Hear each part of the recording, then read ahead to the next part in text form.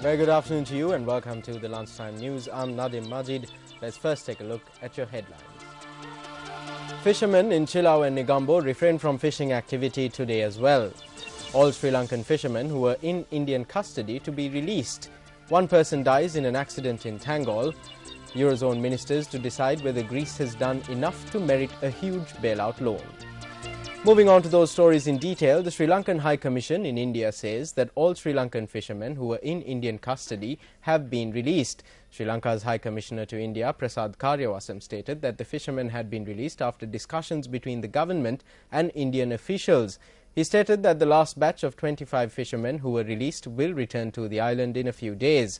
Karyawasam pointed out that while 125 fishermen were arrested in various parts of India last year, they had later been released in batches.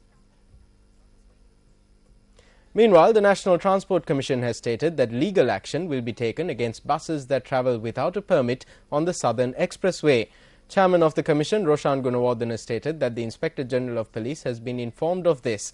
Chairman of the National Transport Commission stated that currently 6 buses belonging to the Sri Lanka Transport Board and 4 private buses are plying on the Southern Expressway. He added that a bus without a permit had recently travelled on the expressway and had inconvenienced the public. Roshan Gunawardena stated further that this step is being taken to ensure the safety of commuters using the Southern Expressway.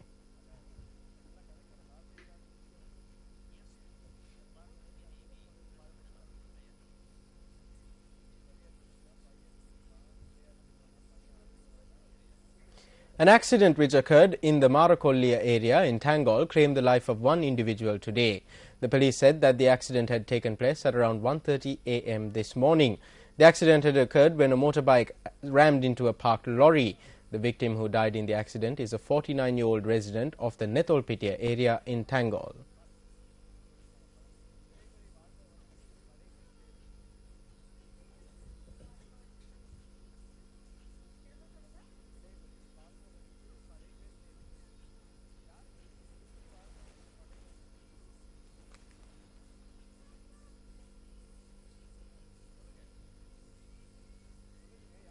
Still in local news, an individual has drowned while bathing in the Mausakkale reservoir in the Rikathan area in Nallathanya today. The police said that the incident had occurred at around 3:30 this morning. The victim is a resident of the Dangedara area in Pokunawatta in Galle. The individual, who was returning from a pilgrimage to Adams Peak with a group, had drowned while bathing in the Mausakkale reservoir. The Nallathanya police are carrying out further investigations.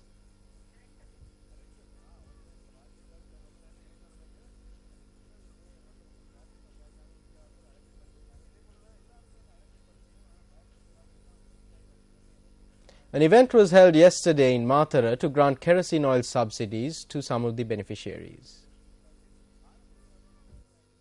The event was held under the patronage of the Minister of Agriculture, Mahindayapa Abewardena, at the Vallipitiya Divisional Secretariat in Walligama. Samruddhi beneficiaries in the Divisional Secretariat area were granted kerosene oil subsidies, while garden crop owners were provided plants and equipment. අපට උමනා තරම් කන්න තියෙනවා.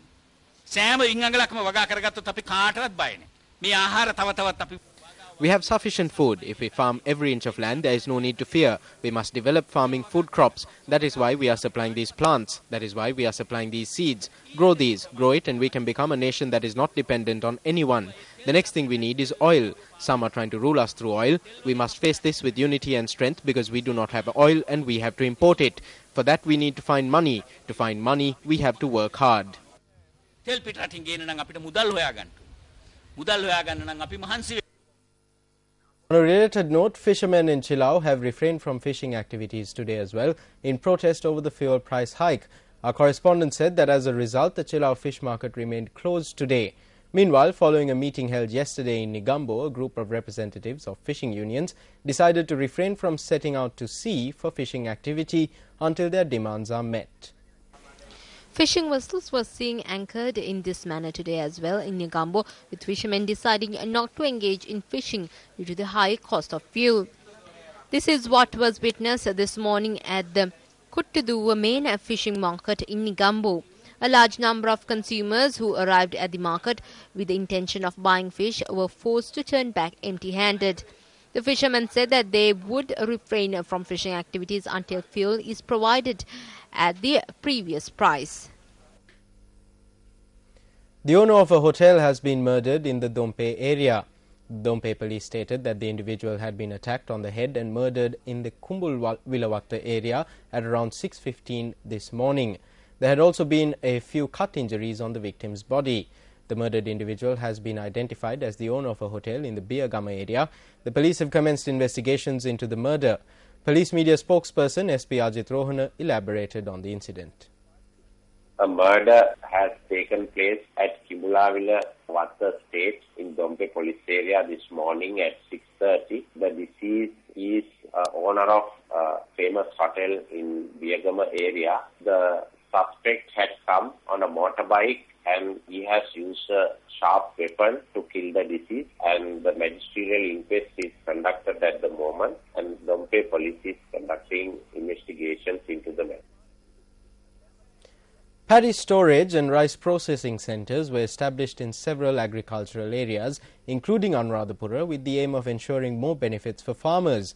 However, some of these centres are now in a state of ruin, with the authorities turning a blind eye. The Bulnavar Paddy Storage and Rice Processing Centre is one such resource that has been lost to farmers.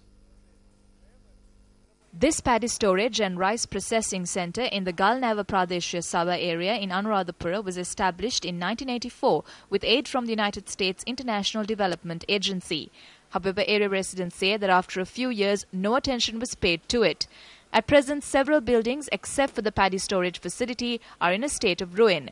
Area residents say that as this centre provided employment for about 300 people, unemployment issues in the area were also resolved. They also say that these ruined buildings have become havens for nefarious activities.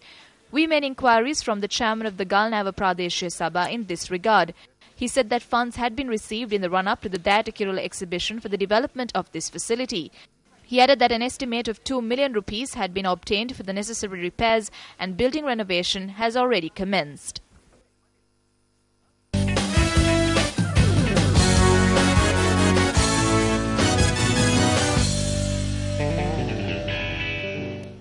Taking a look at some sports news from the local athletics arena.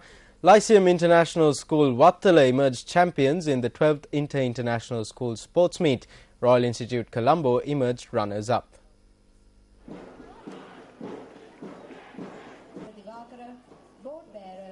The meet was held over 2 days at the Diyagama Mahinda Rajapaksa Sports Ground in Homagama. Over 3,000 athletes from various international schools participated in the events. Nadishani Henderson of Gateway International School Colombo was adjudged the best female athlete after setting a new record in the under-20 200 metres track event. Lakshan Nimesha of Royal Institute Colombo was adjudged the best male athlete.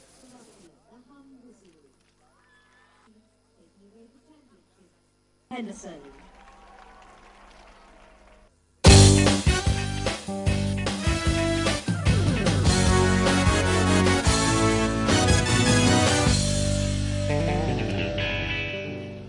And with that, we wrap up today's edition of the Lunchtime News. It's been a pleasure having you with me.